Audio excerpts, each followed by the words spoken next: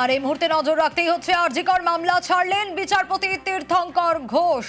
আরজিকরে ধর্ষণ খুনে সিবিআই তদন্ত নজরদারির মামলা ছাড়লেন বিচারপতি তীর্থঙ্কর ঘোষ।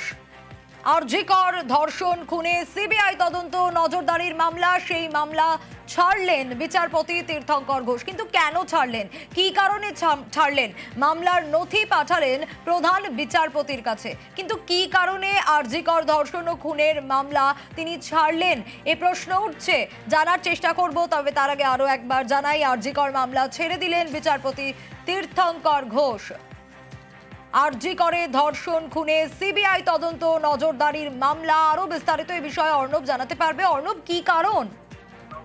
দেখো, ডিসেম্বর 2024 আরজিকর নির্যাতিতার পরিবারের তরফে এই মামলা দায়ের করা হয় এবং এই ক্ষেত্রে সিবিআই তদন্তে একাধিক ফাঁকফোকর ছিল। তাই প্রায় কয়েক ডজন প্রশ্ন তুলে পুনরায় সিবিআই তদন্ত চেয়ে আবেদন করা হয়। আজ বিচারপতি তীর্থঙ্কর ঘোষ এই মামলা ছাড়লেন এবং মামলা প্রধান বিচারপতির কাছে পাঠালেন।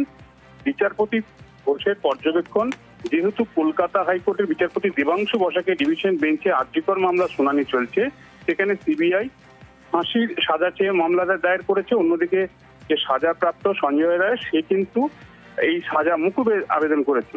এই অবস্থায় একক বেঞ্চ যদি আলাদা করে কোনো নির্দেশ দেয়, সেক্ষেত্রে কনফ্লিক্ট অফ জাস্টিস, অর্থাৎ দুই বেঞ্চের মধ্যে দুরকম একটা বিষয় ঘটলে সেক্ষেত্রে মূল যেটা চেয়ে এসেছে এই পরিবার, তাদের সেই উদ্দেশ্য ব্যাহত হবে। তাই তিনি মামলা ছাড়লেন।